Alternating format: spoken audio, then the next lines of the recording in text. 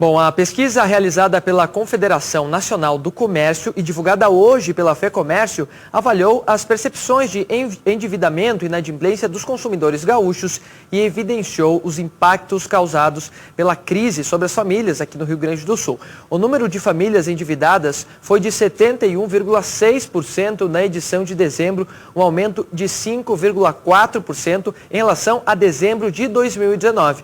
Por isso, nós vamos conversar agora com a economista da FEComércio, Patrícia Palermo, que vai nos explicar o que esses dados representam. Patrícia, seja mais uma vez bem-vinda ao nosso programa. É um reflexo certo da pandemia, né? Olá, estou muito feliz de estar aqui com vocês mais uma vez. Um feliz ano novo, né? Para todos os nossos telespectadores e para vocês também, né? Que a gente já é quase uma equipe aqui juntos, né?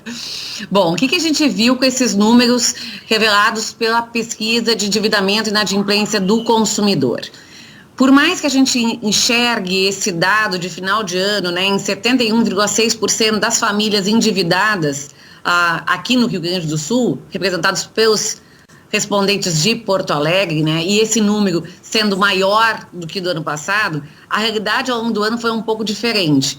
Ao longo do ano a gente teve uma média de famílias endividadas menor do que no ano passado. No entanto, nos últimos 3 meses esse número vem crescendo. Então, o que aparentemente está acontecendo, né? Esse orçamento das famílias, nesse último trimestre do ano, ficou mais apertado e fez com que as famílias se endividassem mais. Mas uma coisa interessante é que os nossos indicadores de inadimplência, tanto de contas em atraso quanto de persistência de pessoas com contas em atraso, ele diminuiu em relação ao ano passado.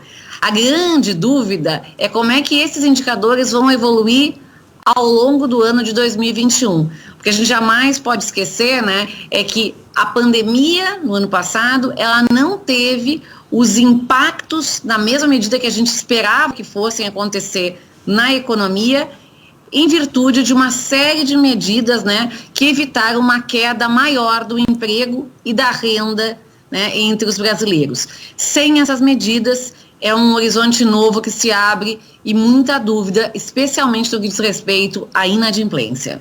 Patrícia, para o nosso telespectador entender, como esse índice de endividamento é calculado? Quem faz parte deste dado? Bom, essa pesquisa é realizada, né, com um mínimo de 600 famílias aqui em Porto Alegre, que representa o estado do Rio Grande do Sul, na pesquisa feita pela CNC, e é perguntado às pessoas se elas têm dívidas das mais diversas naturezas. O que é importante entender é que uma pessoa endividada não necessariamente é uma pessoa inadimplente. Então, por exemplo, eu compro no cartão de crédito, você provavelmente também deve comprar no cartão de crédito. Todo mundo que tem parcelas a vencer no cartão de crédito é um endividado. E por quê? Porque tem parte da sua renda comprometida já, né, com o consumo já feito. Então, isso é o que caracteriza ser um indivíduo endividado. O grande problema é quando essas pessoas não conseguem mais honrar com esses compromissos em dia. E aí viram inadimplentes.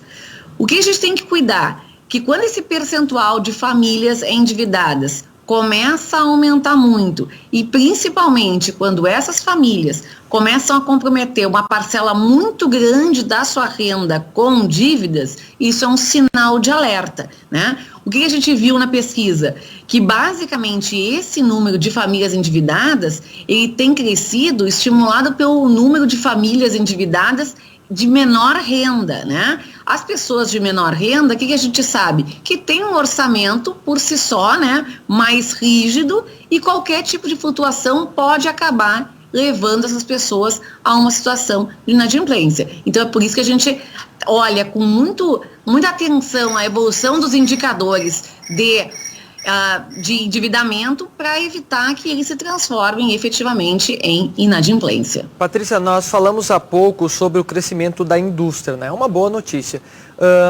Mas é necessário acontecer primeiro o crescimento da indústria e aí a gente vê em geração de emprego, né, geração de renda, para depois haver a diminuição do endividamento?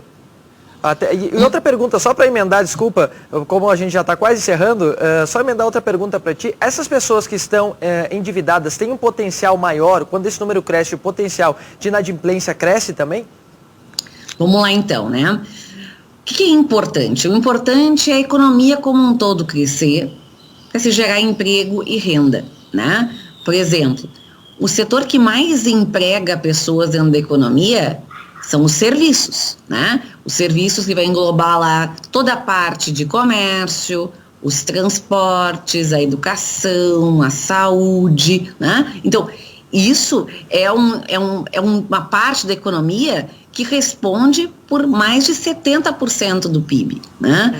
Quando a gente olha para serviços ainda é a parcela da economia mais focada em mão de obra, né?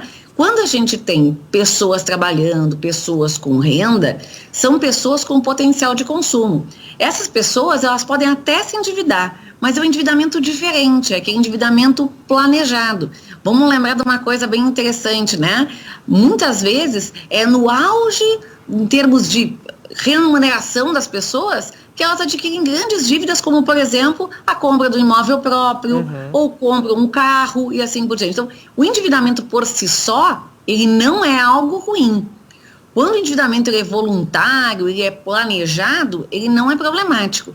Qual é o problema? O problema é quando o endividamento ele é involuntário, ele é resultado da necessidade do indivíduo em virtude de ele não ter, basicamente, renda, né, para suprir coisas que, se ele pudesse escolher, ele pagaria certamente à vista. Então, isso a gente tem que ter essa noção clara. Então, quando a gente vai ter, de novo, aquele endividamento voluntário das pessoas? Quando a gente tiver crescimento econômico suficiente para sustentar mais confiança dos indivíduos. Quando a gente tiver uma situação de baixo crescimento econômico, quando a gente tem muita incerteza, né, dessas pessoas em permanência do emprego, em ter renda, esse endividamento que cresce, na maioria das vezes, ele é esse endividamento por necessidade, tá bom? O que a gente pode pensar, né, quando a gente está falando sobre a questão das famílias endividadas aqui, né?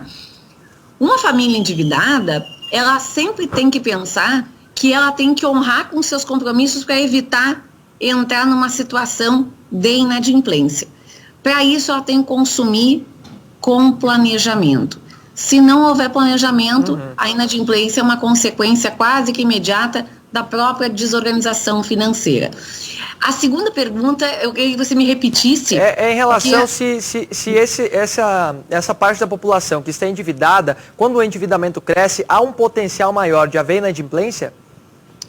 Sim, mas o mais importante do que a gente pensar no percentual de pessoas endividadas é o quão endividadas estão essas pessoas. Perfeito. Né? Então, se a gente tem um universo maior de pessoas endividadas, potencialmente a gente vai ter mais gente lá na frente inadimplente. Mas o risco fica tão maior quanto mais cometimento de renda tem essas pessoas no seu endividamento. Patrícia, muito obrigado pela sua entrevista. Você que foi a nossa primeira convidada do ano em 2021, primeiro programa especial sobre economia. A gente fica muito feliz de tê-la novamente aqui para falar sobre esse estudo. Obrigado, viu? É sempre um prazer participar, tá? Conte sempre comigo, conte sempre com a FEComércio. Obrigado e um abraço.